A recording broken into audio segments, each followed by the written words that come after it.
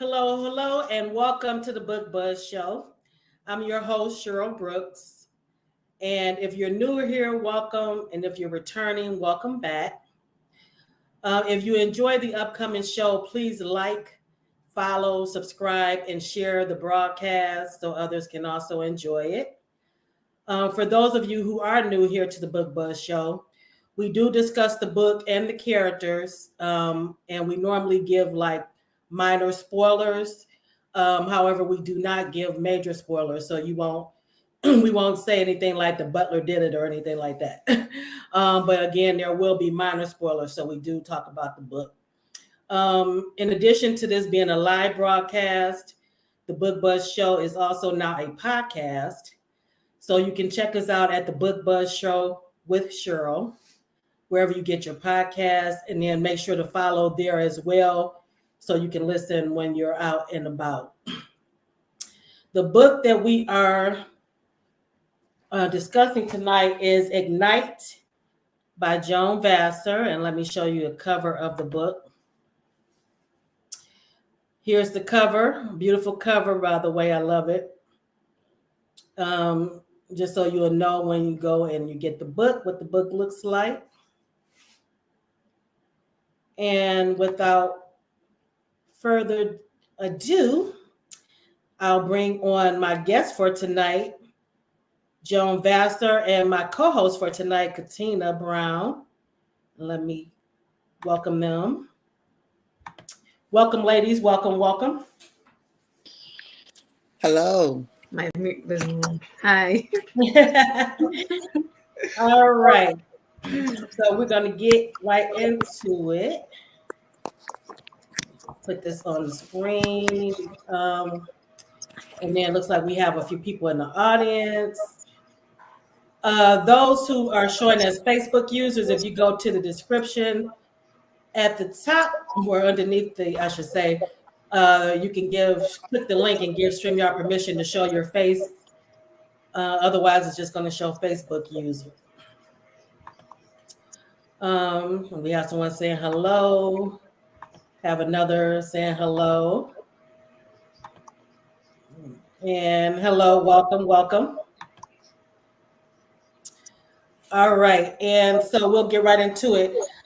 Joan, for those who are new to you, and again, we're also a podcast in addition to a live stream. So for those who just happen to listen and may not be familiar with you, can you tell us a little about yourself and the type of books you write and when you started your professional writing journey?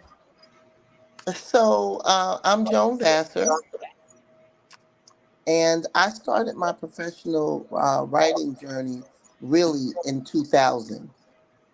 And then I moved forward with, I'm going to do it, I'm not going to do it. But right around 2014, after years of just going back and forth, I buckled down and decided to write the Black series. And I consider myself a romance writer, but fell into the historical fiction. And it's where I've been hanging out. Yes, you have. To the delight of your readers. Right.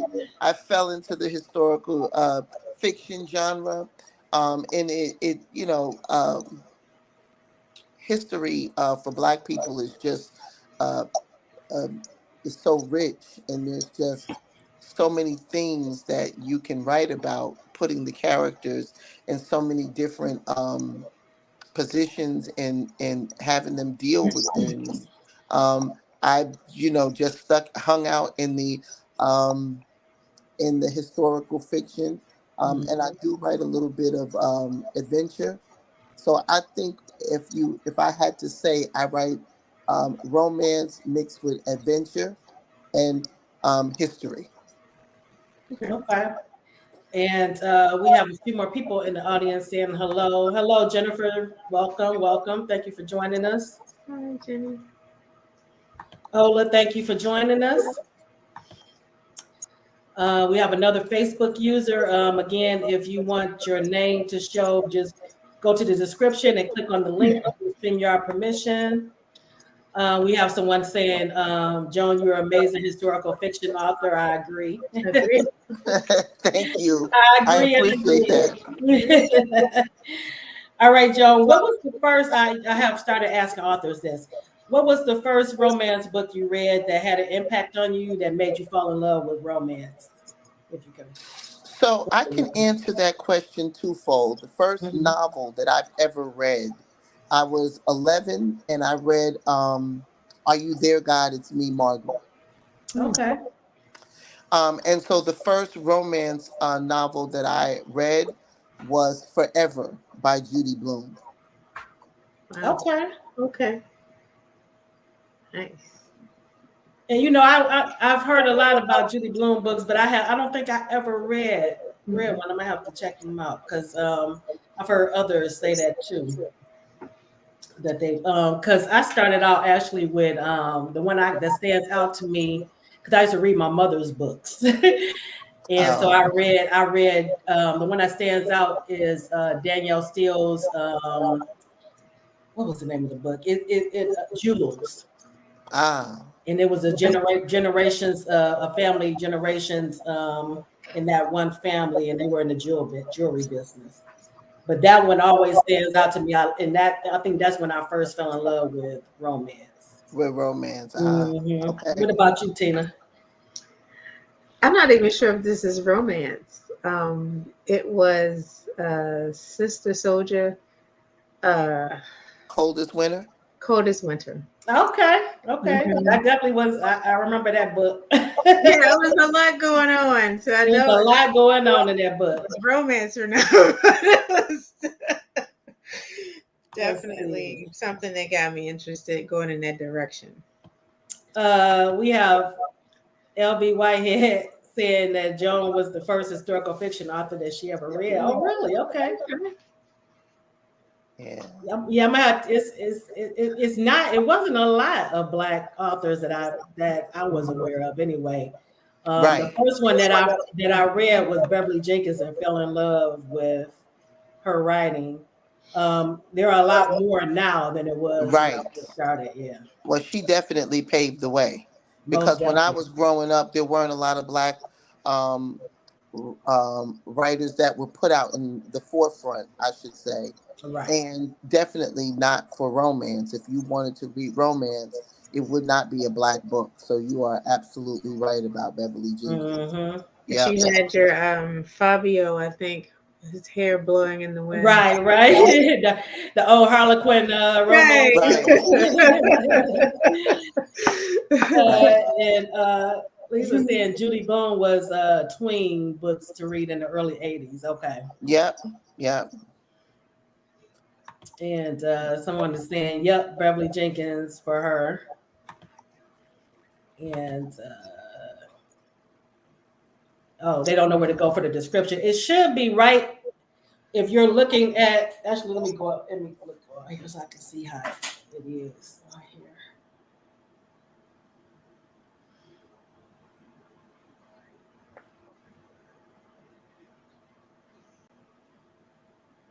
Okay, if you're looking at the screen, you can go above the screen that we're showing, we're showing, and it'll be underneath. Stay in touch with Joan, where I can have her contact information. Right underneath that, it says, "Before leaving a comment, please grant StreamYard permission to see your name." Is right underneath. Stay in touch with Joan, and her information is right underneath that.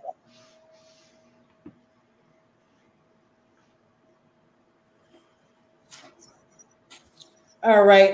Joan, do you have any writing quirks? I don't think I ever asked you this. You like routine things or favorite items that you have to have when you're writing? I write in a t-shirt and underwear. That's it. So that's your I'm favorite. That's your favorite That's thing. my quirk. I'm never dressed. I'm never dressed. Yeah, and my daughter, especially during the pandemic, my daughter said, "Are you ever gonna put pants on again?" Probably not. I feel put upon to have to put them on to go to the store. So yeah, Hey, wherever be more Keep doing comfortable while you're it. right. Ola is saying Beverly Jenkins was her first as well. That is funny. um, Love it. now, what for those who haven't read the book yet, can you give an overview of what the book is actually about? So, in writing the Black series was focused on the the the time, the conditions, and all of those things. This book was focused on them living in the conditions. I, Mm, I didn't want to write a book about Jim Crow. I just wanted to show you the people navigating Jim Crow. Because I think as a Black artist or an artist of color, and certainly I see it a lot for myself, writing books that actually talk about the Black condition, how we live, how we exist in a country that doesn't really respect us. You have those things that you write about, and they can be heavy. And what happens is you can almost get away from telling a good story to tell the story of us being, broken, to to in this country.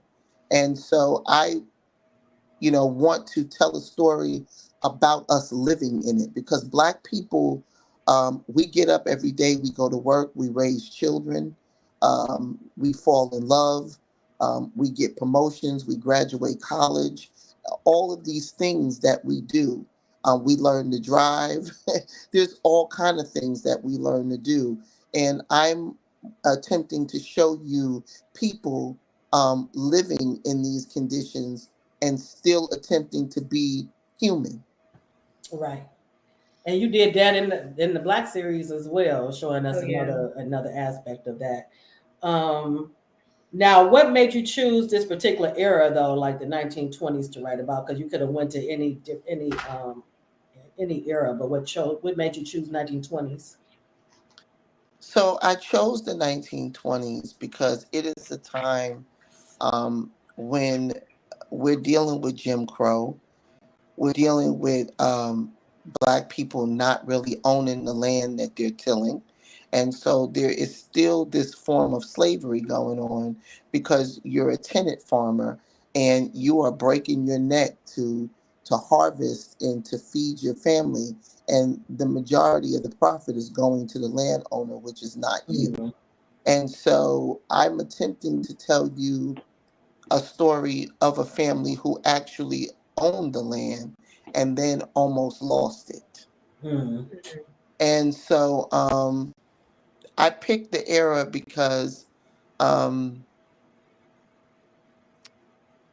I think it's important to try to show Black people in every era, and also to give the readers an opportunity to step away from the Black series. Because most readers, when I write a book, that they always say, "So is this another book in the Black series?" No, it's not. So you had to move it far away from the 1800s to get away from. Yeah, I can see that, I and can see that. yeah, and what I like too is because you could have went the usually when we read a book about in the 20s, it's like the roaring 20s where we see stuff of like, Mm-hmm. so Right, it was good to see another aspect of how Black life was in that time, especially in rural right. America.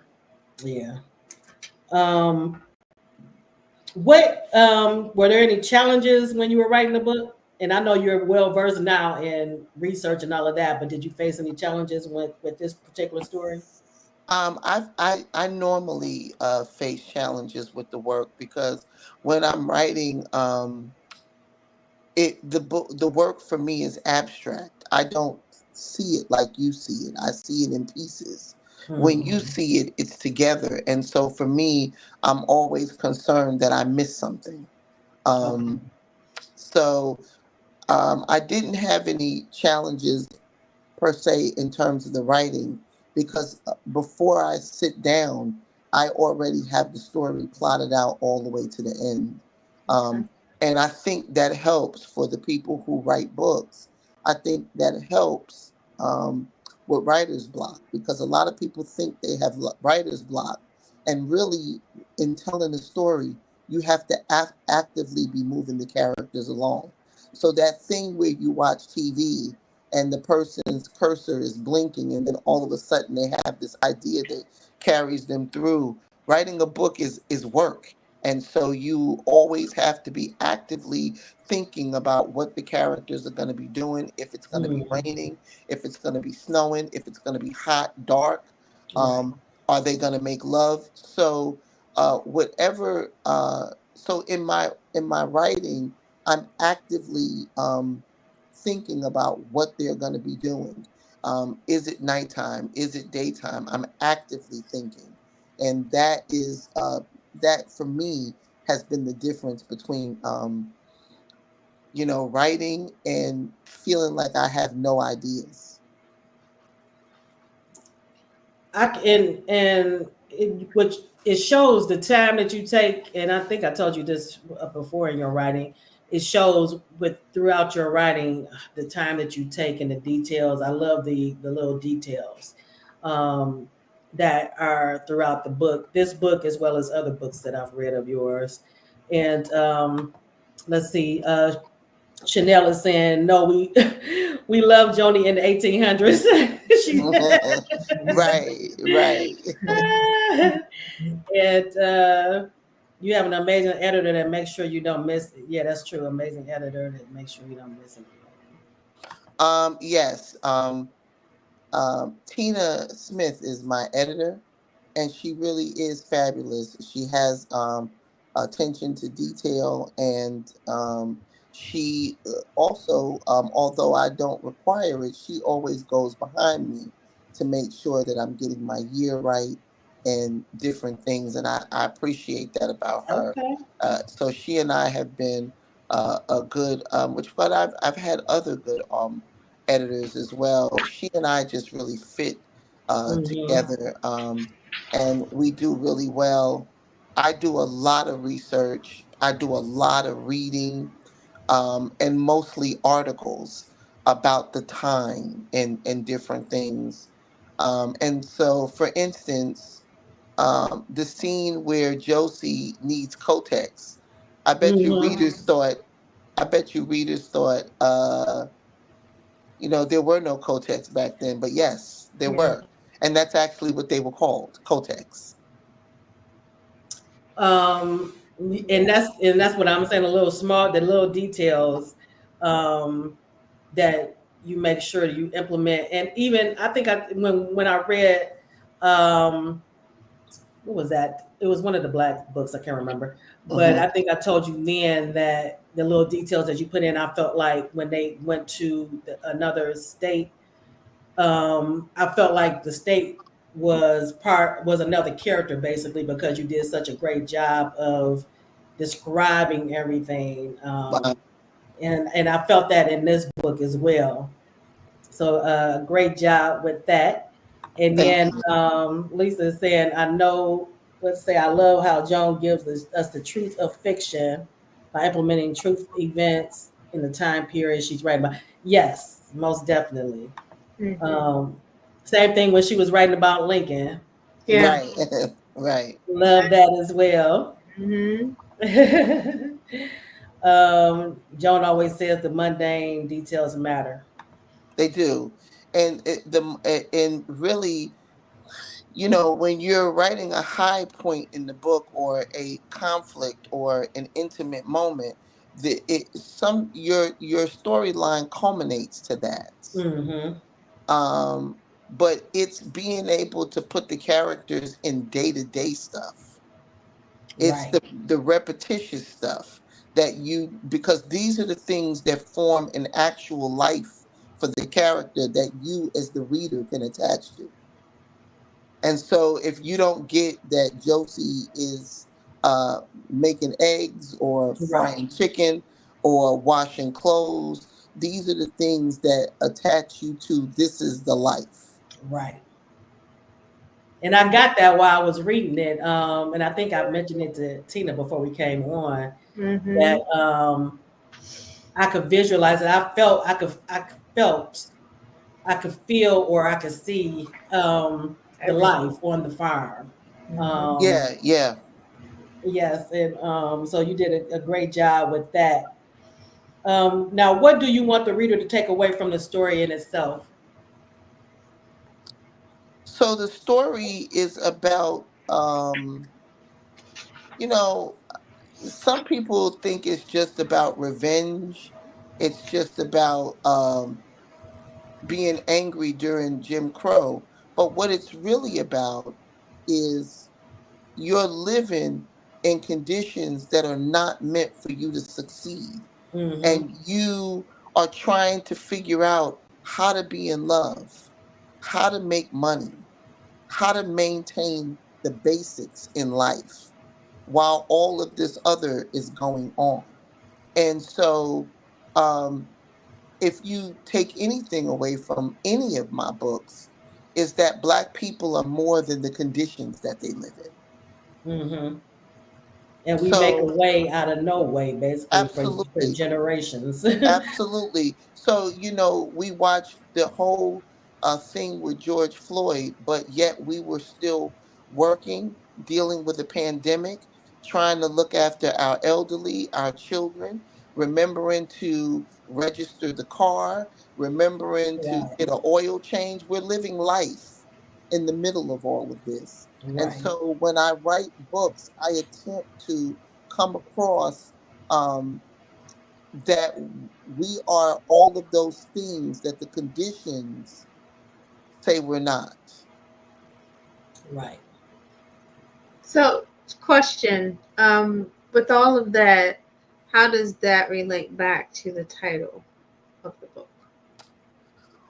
It relates back to the title because as you're going along in the story, you could see Truck, you could see his fuse, you could see Okay. it being ignited. You could Right. see where he's saying, you know what, it's never going to be the way I need it to be. And if there's something I need, I'm going to have to take it. Right. Okay. Yeah, I can see that. Yeah, most definitely. And now, how would you describe the personalities of the main characters as far as who they are when we first meet them? How would you like for someone who is thinking about getting the book? How would you describe Truck, Josephine, Corn when we first meet them? What they're about?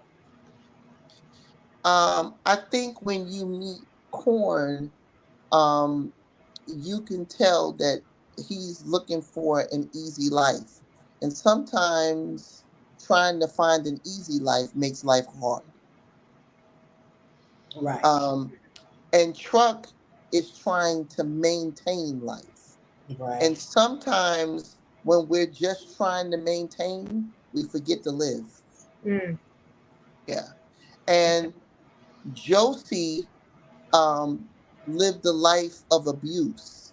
And sometimes when we're trying to deal with abusers, um, we also become abusers Mm. because we're trying to figure out how to navigate not being abused. Mm-hmm. And so I think these three characters had a background, um, and with the conditions, they all ended up in the same space. Great deal. Right. And with Josie in particular, everything that she had been through, uh, it made her harder. And because that was what needed to be done in order for her to survive, Absolutely. Absolutely. especially in that time. Absolutely. So I did get that.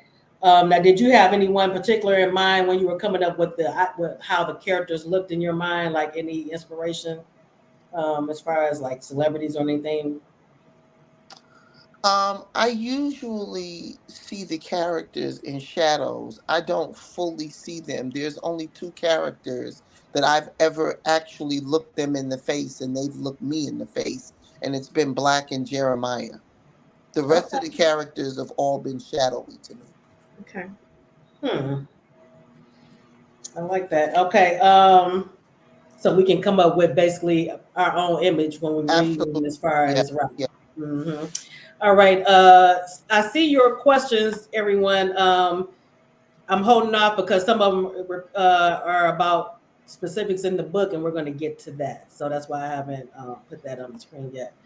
Okay, now let's get into the book a little and talk about the dynamic between Truck, Josephine, and Corn. Um, with with with Truck, when he was feeling a certain way every time Corn came around, I understood it; it was natural. But I also felt like he knew what he was getting when he decided to be with Josephine. He knew that she had a past with his best friend, basically. Um, what did you think, Tina, as far as that, as far as the dynamic and how he um, would react every time Corn came around in the beginning, around Josephine? It kind of felt like the conversation that never happened, that between those two, in regard to Josie, that I guess she explained herself to Truck, but those two, I guess they just never fully said the words. I think he They did. never did. You're right. They never did have a real They conversation never about had a that. real conversation. I think he said something later in the book about, um, I can't let her go or something like that. But for because Corn always came around like, and that's kind of pouty. Like he was like the third wheel type of Love sick, thing, look like a love you sick. know. And he was kind of, and he would go away feeling hurt and thinking, he was missing out. And maybe he was like he went to town and he heard Marcus Garvey, and he was trying to possibly make a change. Mm-hmm. But by then he had already soiled the relationship with Right. Josie, and recognized that the bigger relationship he really wanted, I believe, was Truck's And I relationship. and that came through too. Now, was that intentional, Joan, as far as the friendship? Because you are good with brotherhoods. Hmm. Was that intentional to show that? And I think Truck was the one who, or was it Corn? One of them said, you're not gonna let a woman come between us, right? I think it was Um, Right, Corn. right. yeah. So here's the thing. If we go back to book references, when I get you when he goes to the juke joint with Hollis that Mm-hmm. first day, they're both seeing Josie for the first time. Hmm. So he's thinking to get up and go talk to Josie, but Corn Right. spoke to her first. Right. So they were both interested. He didn't realize that Corn was gonna see her. So it wasn't like Corn was already seeing her. They were both interested the same day, except he was talking to Hollis and didn't want to be rude. Hmm. So the reason why the talk never happened, so when we go back and Corn says to him, you know, you're not going to let a woman come between us. So Truck's response was, are you going to let a woman come between Mm-hmm. us? Hmm. Right? Because here's the deal. Whatever I need to know about Josie, I won't get it from you. Mm-hmm. I'm going to get it from her because he's made the decision to be with her. So what he's not going to do is have a bunch of conversation about her behind her back with the man she used to be with. Right. And so that's why they never had the discussion. If you go back early in the book, he tells Corn, we're not going to discuss her. So True. I remember if that. you Yeah. miss that, then He you're did. waiting for a conversation that's not going to happen. And I think just because too, because he was feeling some insecurity, um, I think that's Well, another reason why he wouldn't want that conversation to basically happen. well, he felt some jealousy, not Mm-hmm. insecurity. Okay. The insecurity doesn't happen until toward the end of the book. In the beginning of the book, he doesn't have that conversation because in his mind, Corn uses everybody around him. Hmm.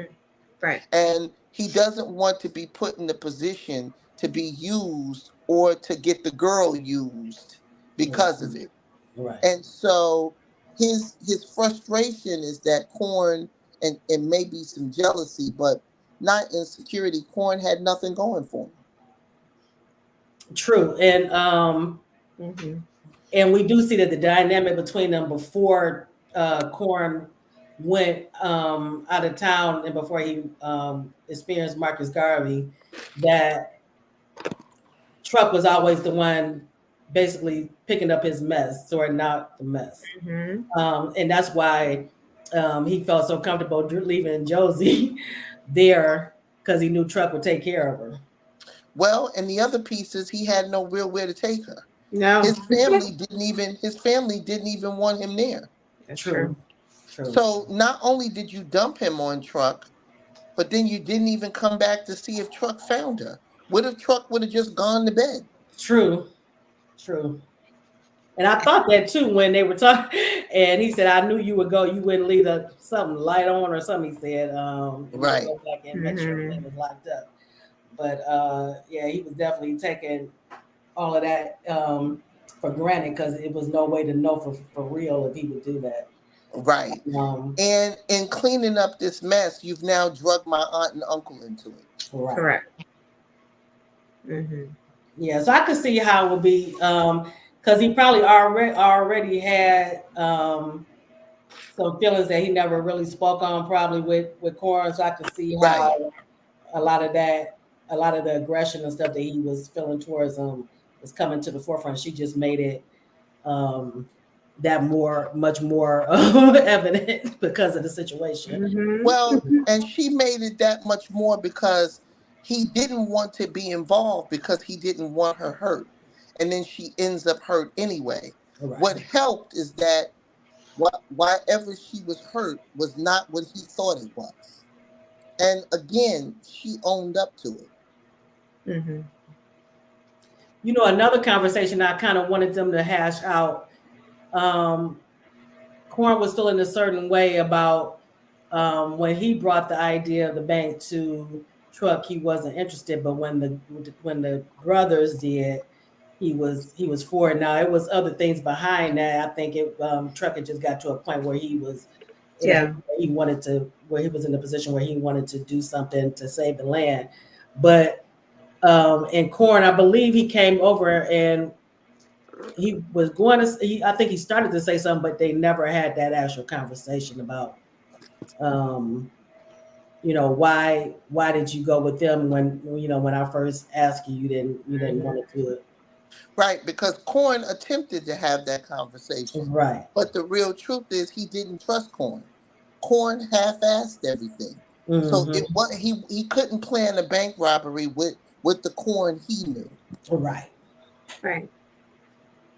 And I like too how just hearing, and I like that you brought Marcus Garvey into the story as well. That was awesome.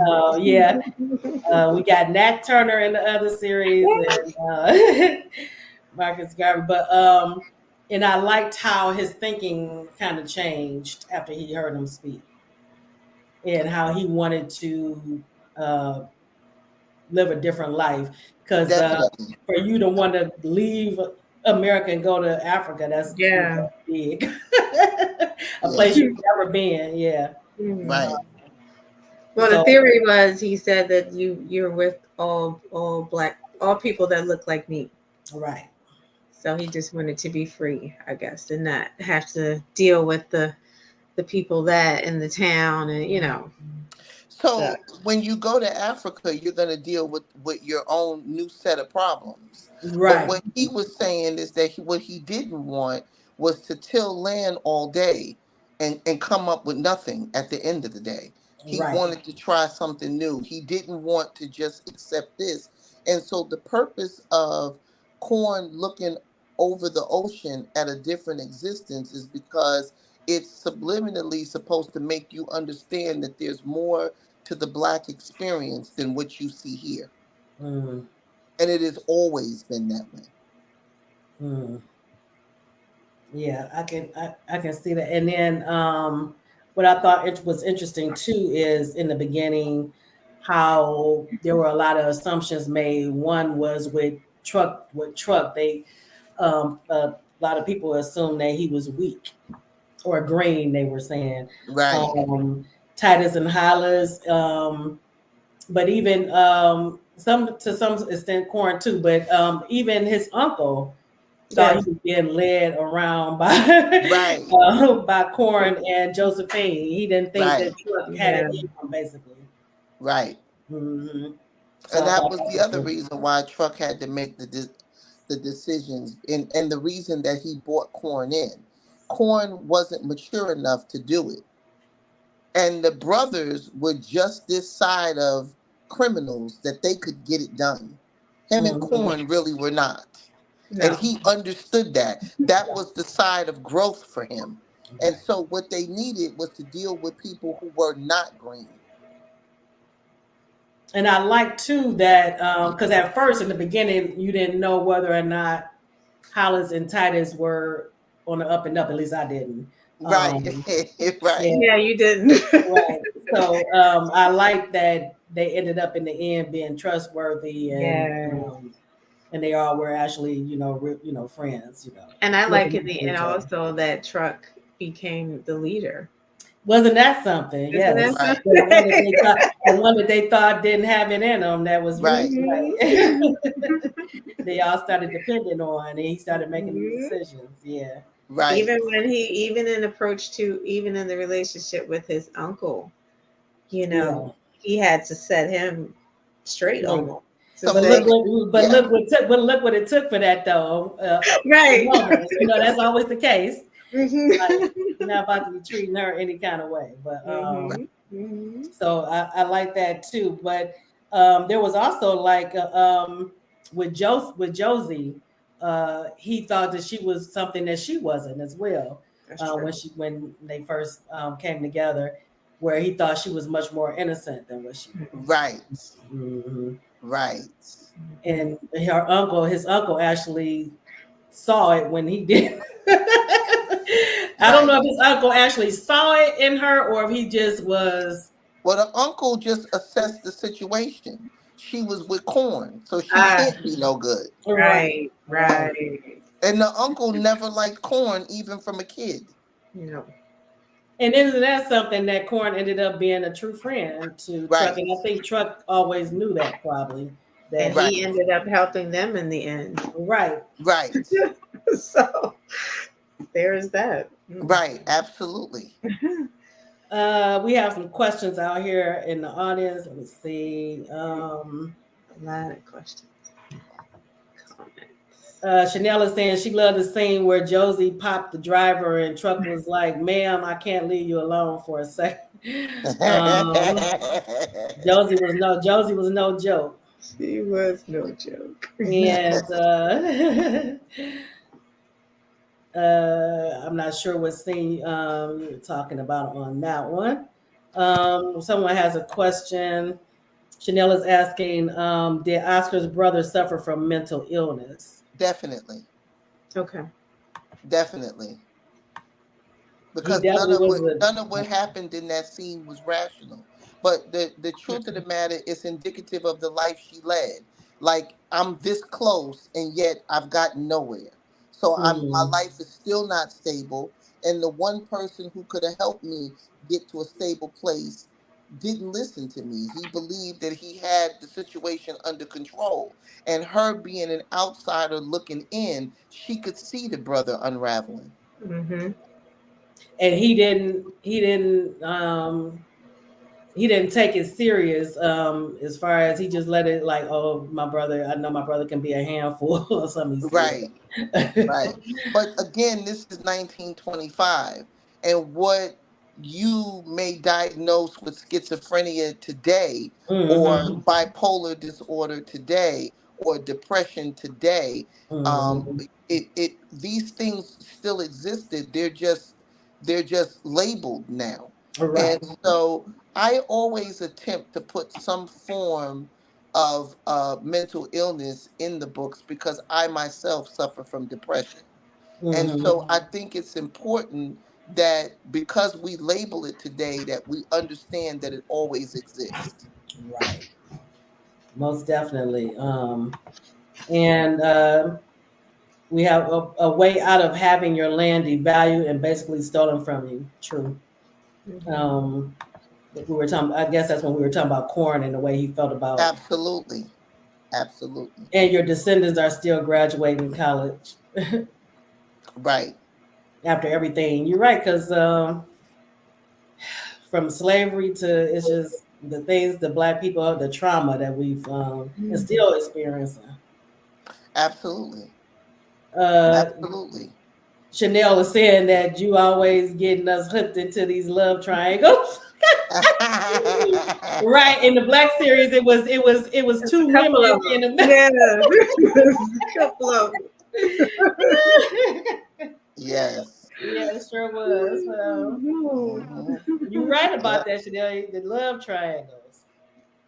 We're here for Um, it. let's see. Corn said all Truck needed to hear when he left that woman in the barn. Yeah, true. Nearly dead. True. Well, and that's the thing. So it's not just the insecurity. You dumped her. Right. Mhm. So what are you going to do now? Come back and try to get her? Right. So there's plenty of things, but I think they found the common ground because even as you get to the end of the book, I know some readers think he attempted to coach Josie to go with him, but Mm-hmm. keep in mind he asked Truck first. You did. Oh yeah, because He Truck asked did. Truck Yeah. first, Yeah. and so he wasn't asking her behind Truck's back. Truck Mm-hmm. Mhm. deliberately left so he could ask her. Right. Right.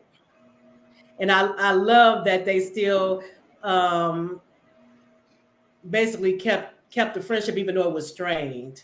Mhm. The Um friendship was strained, but they loved her and each other and they loved each other, right? And she actually said that we both love him too much Right. for that. Yeah. right. Mhm. And then let's see, someone is saying he made it clear that he was keeping her. Right. Yeah, he told basically made it clear to his uncle too. She's not going anywhere. Yeah. We both can go. um, let's see. In which he realized she wasn't pregnant with his child. I'm not sure. Corn's child. Oh, okay. Mhm. When she asked for the Kotex, I this forgot is what about made that. him Yeah, relax. Yes. Yeah. Yeah. yeah, That person is actually right. That he's actually thinking about whether he's gonna end up raising Corn's child because he actually wants this girl. Mhm. right. And someone is saying it's kind of like Tracy and Earl almost. Right. Another, yeah, you're right. I Right. forgot about them too. Even though Earl was gone, most of the Earl was already dead. He was another character in the book. He yep, just was dead. he was still very much a character in the book. Yeah. Uh, Cora didn't feel like he was good enough for Josie, but could pretend he was. Well, Corn didn't feel like he was good enough for Corn. And a man can't offer you what he can't offer himself. Mm, true. True. And I think he even acknowledges that. That Truck had more to offer. He did. Right. Yep. Mhm. Say not even his family wanted him around. Right. But that's sad though. I That is felt sorry sad. for him That is because he sad. wasn't a bad guy. I didn't want, I wanted to, and I think me and Tina talked about this too. We wanted him to have his, what you say, Yeah. have his happy ending. Yeah. Right. But sometimes the happy ending has nothing to do with another person. Mm. Oh, yeah, okay. That's Because he picture. was getting what he wanted Right. the Right. most. True. Okay. Um, she said Chanel is saying she loved that Truck was innocent between him and Josie. Right. Right. Because in the end you found out that Corn and Josie were the same. Same. Hmm. You're And right. then given the right conditions, they were both able to make change. Mm-hmm. They Right. just weren't able to do it for each other because together they had nothing. Mm-hmm. True. That's true. Chanel said Truck was a G. He was dropping bodies every. He sure was. I'm like, if he say, okay, he got to go. He got to Ooh, go. you got to go. And they're saying Hollis and Titus were also gangster, yes. Even Mhm. though it seemed like Truck ended up being more gangster than them. Right. Yes, sir. Absolutely. Absolutely. Yes, Right.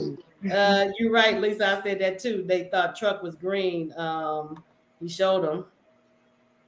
And then Andrea is saying that Truck was a thinking man. Right. Right. And I attempt to give a hero that I would like. And he was that. He had Mm-hmm. enough innocence about him to understand that he needed to make change.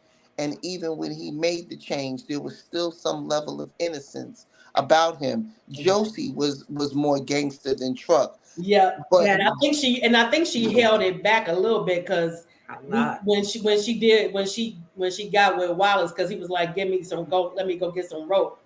I guess she thought to herself, is he crazy? And then because he said, Because you know what? I was she thinking, what said, is let he me take care. doing? Let me take care of this.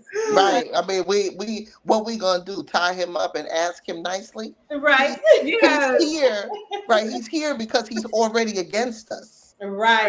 right. Yep. I Because was she thinking and along she the said he same was not lines your you were. uncle. I guess she's saying no he got to go. But Chanel said when his back was against the wall, the integrity in the fight came out. Right. Because you're right, because even when he was killing everybody or doing what he had to do, he still had integrity because Mhm. he still was the same person underneath, basically.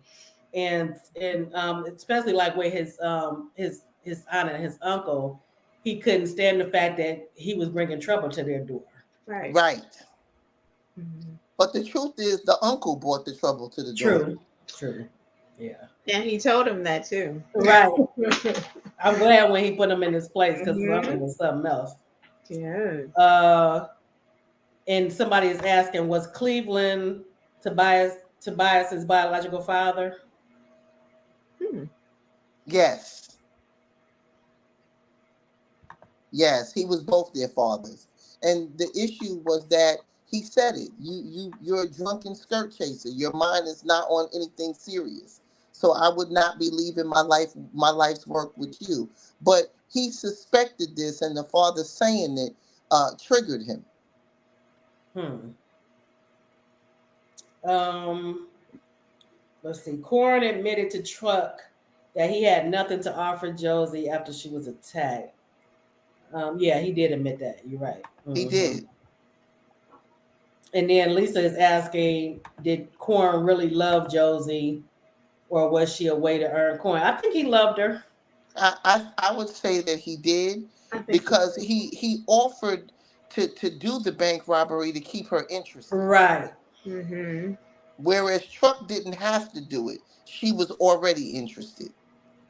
And Right. it just worked out better for her that he was doing it because then she could be part of it with a man who could actually tend her and make sure that she's not hurt. Um, Lisa said the way Corn beat the life out of the butcher was gruesome, but she applauded it. That's why she's in jail now on Facebook. Wait.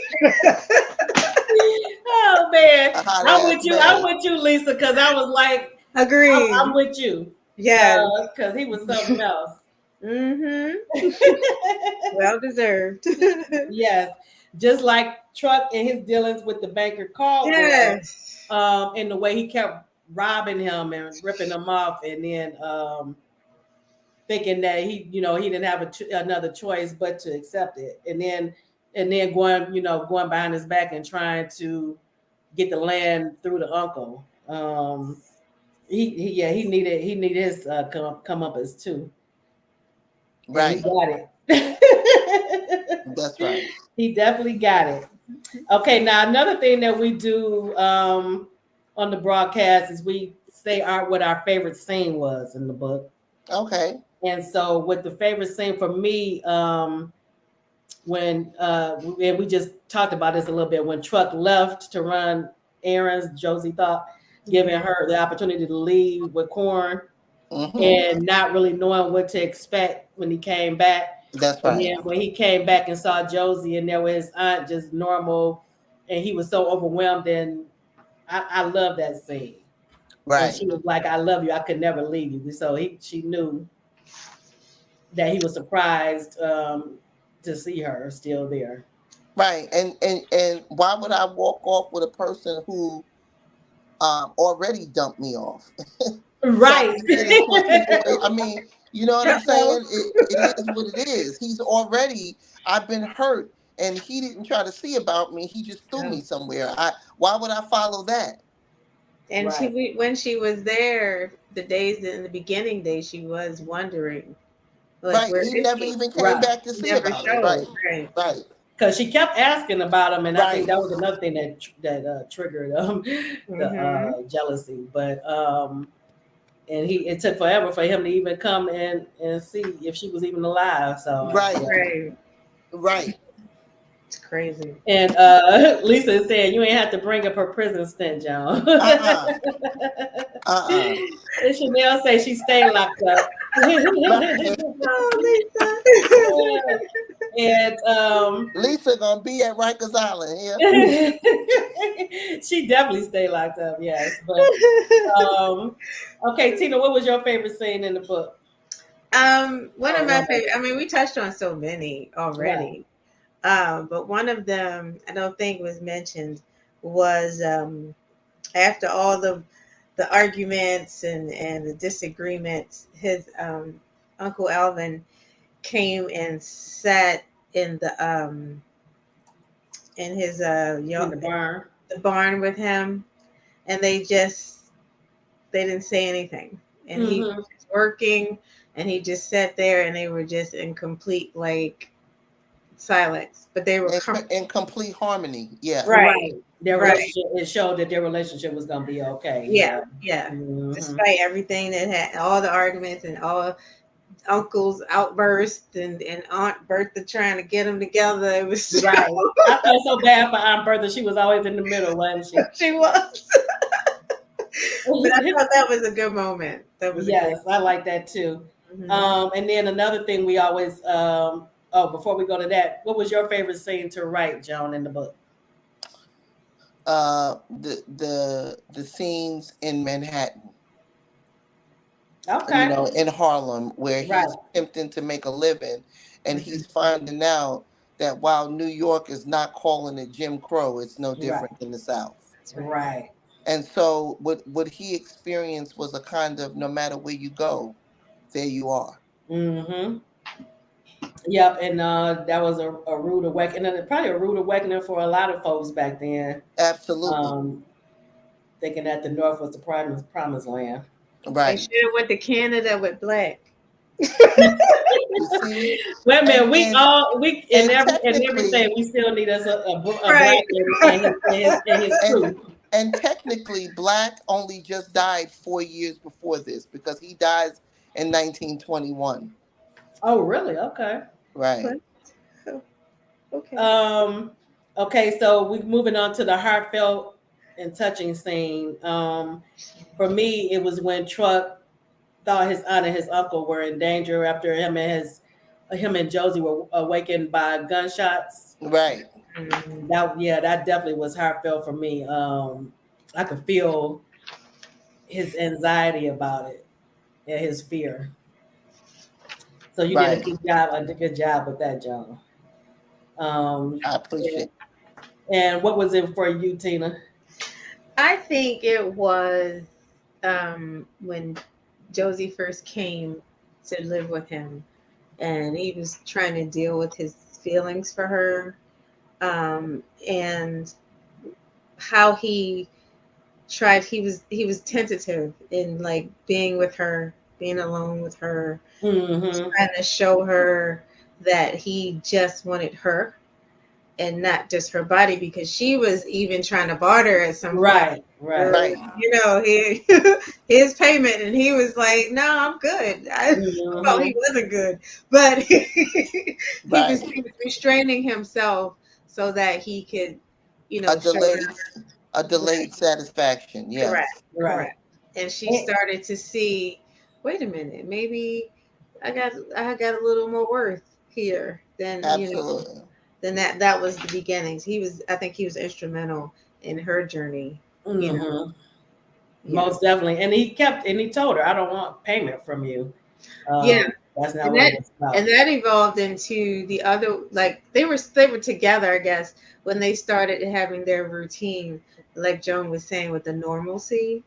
Like when he Hmm. came in the Right. house, there was like clothes and the pump, and he had to put, there was a routine, and she was cooking, and she was getting into a rhythm, and he was getting into a rhythm, and they were trying to find some normalcy, you know. Right. Right. And So, Chanel is agreeing with you. She's saying Truck delaying being with her helped Josie see her own value. hmm Not Most, only that, and to piggyback off what Chanel saying, it helped Josie see that she was worth something to him. right. hmm In a way that she hasn't experienced with any other Absolutely. guy, including Corn, because it was all about them hustling basically Right. when they were together. Um, I'm not sure what I can't. I can't remember any. Andrea is asking, why did you call that boy Crunchy? I remember that. What boy? I'm missing it. The little boy who said my grandmama wants you to come. She said she'll make you dinner. Oh, okay.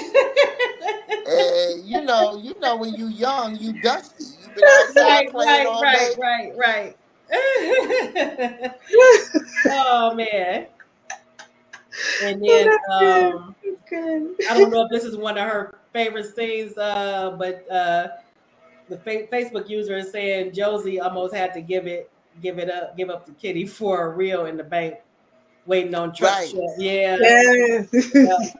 And then she was worried that about how he felt, hmm and he was making it clear. I was the one that was late. I was the one. It wasn't on you. It's on me. So when And I you, originally wrote the scene, the banker had entered her, Oh, and really? Truck walked in, but the narrator said he couldn't take it. He said he felt that Josie had been through enough, and Yes. wanted to know what I considered changing that for him. And so um, he said, "I'm Truck. I can't take it." I said, "Okay." So we changed it. Well, I'm glad because I I'm agree with him. glad. She had already been through so much since she Yeah. was a little kid, and so I'm glad it ended right before that. Right. Um, And he said that the counting 2 minutes, 3 minutes, he said he couldn't take it. So we modified the scene so that he would feel comfortable reading it. oh, good. Okay. And what was a heartfelt or touching scene for you, Joan, in the book? Um, when they take Truck to the guy John's house to be Mm, cared for. yeah, and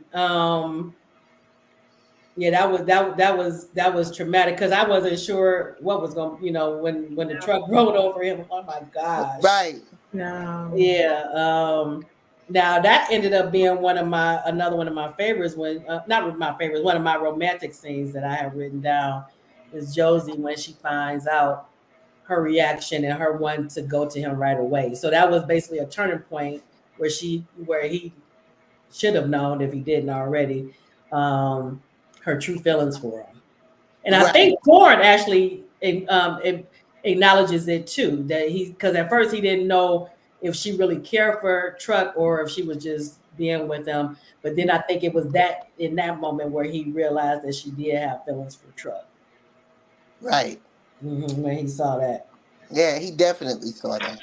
hmm Um, and a funny moment for me was not really funny, but a lighter moment when Josie really recognized, paid attention to John and how good looking he was, Yeah.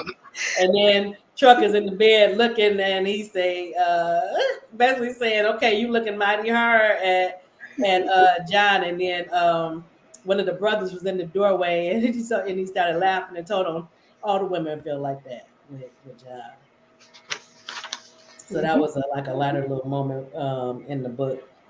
Yeah. Um, but I really enjoyed it, and one thing I had wanted to ask you because I noticed that it rained a lot, so I was going to ask you because when they always described it, the weather, it almost was like it mirrored the the way that the lives of the people, the characters in the book. Was that intentional as far as that, or is it just coincidence that I noticed about the rain?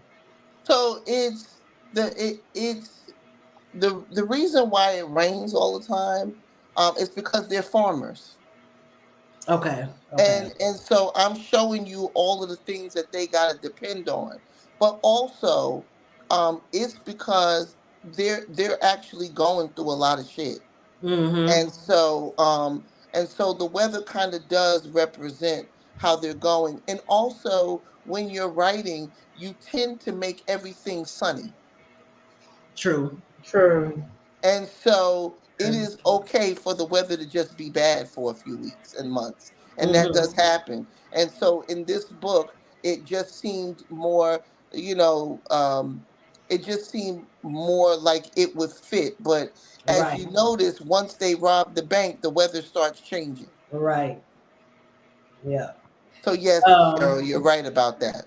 Mhm. yeah, because it just occurred to me as I was reading, and it just to me it mirrored how they were feeling, the characters were feeling, and how they daily life.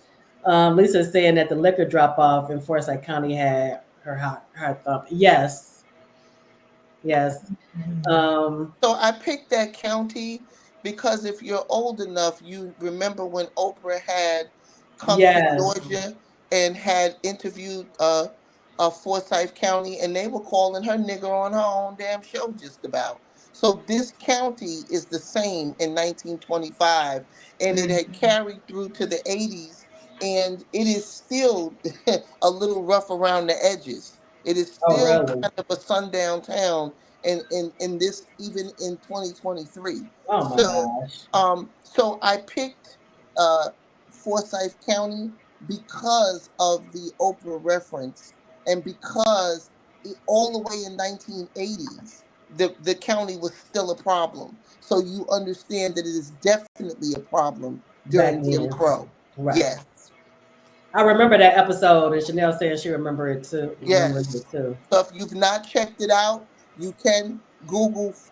You can go out to YouTube and you can Google Forsyth County and Oprah Winfrey Show, and you will see them on there. Basically, I mean, openly in the 1980s, calling black people niggers. Hmm. And Lisa is saying that she lives the county line of footsteps from it, and it still races out there. Wow. Mhm. It's amazing, Mm. man. When we've come so far, but yet and still we still have a long way to go. For real. For We sure. have a long way to go. Um, and Chanel is saying those fools were really mad that they didn't get to ride trucking though. Right, right, Right, like they were they were so offended. Like, how dare they fight back or right. And or get I think that's important. I did see I read the reviews and I did see a review where someone said they didn't particularly care for the violence. This is 1920. We're looking at George Floyd being murdered on national TV. What Mhm. hmm. violence are you talking about? The one where the people decided they weren't going to take that shit no more? Mm-mm. Yeah, I don't get that comment. I don't get that comment or review at all because uh, like you said, we still dealing with the same stuff now. Right. So Absolutely. I don't get that at all. All right, well, we're at our time, and we haven't even scratched the surface of the book. So I know. I definitely recommend anyone who hasn't gotten the book yet to go Yes. out and get it. You will enjoy it. If you haven't read her Black series, make sure to go out and get that. It is excellent, excellent. Along with the rest of her books, we talked last time we talked. It was about Loving Africa. That's another good one for you to check That's a out. good one. And unfortunately, Francine, even though I had a problem with the main character, and still do have a problem with Troy, it was still an excellent book. So I highly recommend that as well. And